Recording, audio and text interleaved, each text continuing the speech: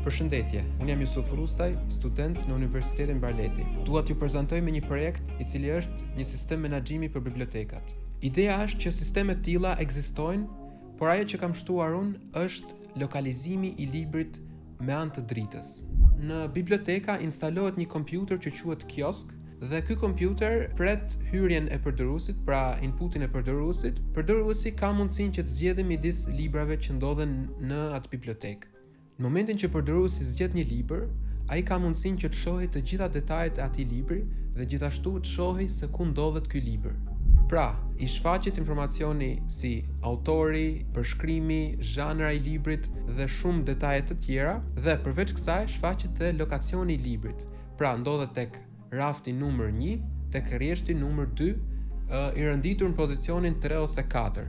Dhe pasi përdoruesi ka parë të gjitha informacionet për këtë libër, ekziston një buton që mundet ta lokalizojë librin me anë të dritës. Në momentin që përdoruesi shtyp këtë buton, nizet drita tek libri përkatës. Ideja e këtij implementimi është që përdoruesi të mundet lehtësisht ta gjejë një libër që po kërkon dhe mos të lodhet duke kërkuar nëpër rafte të ndryshme.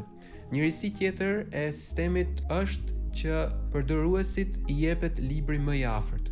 Pra, nëse një libër ka 100 kopje ose ndoshta shumë herë edhe më shumë, dhe këto kopje të këtij libri janë të shpërndara në rafte të ndryshme, përdoruesit i jepet lokacioni i librit që ndodhet më afër, pra më afër tij. Kjo bëhet në bazë të kompjuterit kiosk që ndodhet atje. Pra, kur përdoruesi shkon tek një kompjuter kiosk, çdo kompjuter ka lokacionin e vet dhe çdo libër ka lokacionin e vet.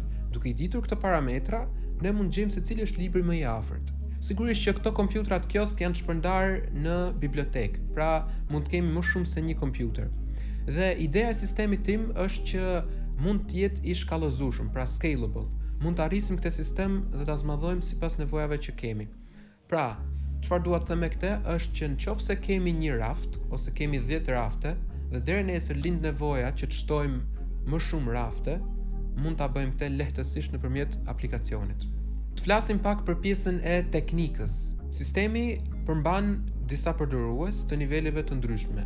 Kemi përdorues të niveleve të admin, niveli të staff dhe niveli i përdoruesit i thjesht. Secili prej këtyre ka rolet e veta dhe detyrat që mund të kryejë. Administratori ka për detyrë që të konfigurojë pjesën e pajisjeve LED. Pra, ne kemi marrë një raft, kemi marrë një bibliotekë dhe duam ta digitalizojmë, duam të implementojmë këtë zgjidhje të re. Si do ta bëjmë këtë gjë?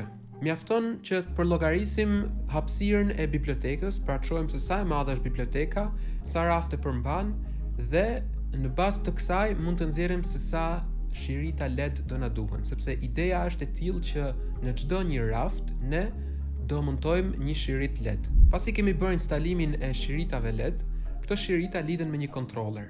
Kontrollerat suportojnë disa shirita LED dhe kështu këto lidhen bëhen pjesë e sistemit. Dhe më pas është detyra administratorit që të caktojë parametrat e duhura për të konfiguruar të gjithë LED-in. Le të shohim një demonstrim aktual të mënyrës se si funksionon ky sistem. Atëherë, tek ndërfaqja e përdoruesit mund të zgjedhim një libër.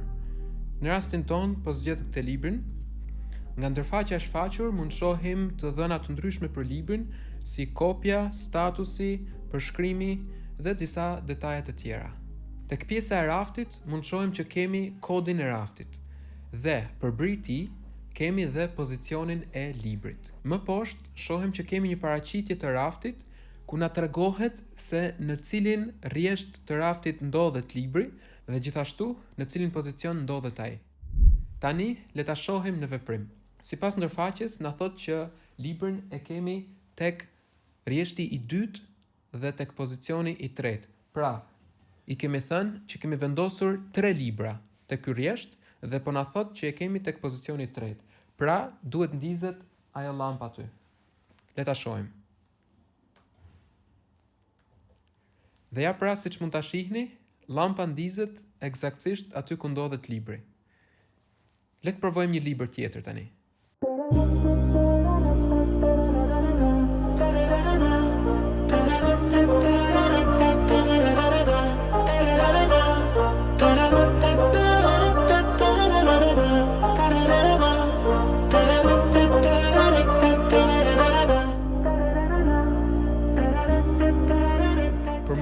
Ky është një fillim, si për pjesën e kodit, si për pjesën e të gjitha njohurive që kam mësuar deri tani, por gjithashtu edhe pjesa e idesë. Por unë mendoj që një ditë kjo ide mund të implementohet dhe mund të jetë një zgjidhje reale e përdorshme. Gjithmonë ne duhet të aspirojmë që të ndërtojmë gjëra të dobishme që njerëzit mund t'i përdorin dhe që mund t'ia lehtësojnë jetën atyre. Ju falenderoj për vëmendjen tuaj. Deri herën tjetër, mirupafshim.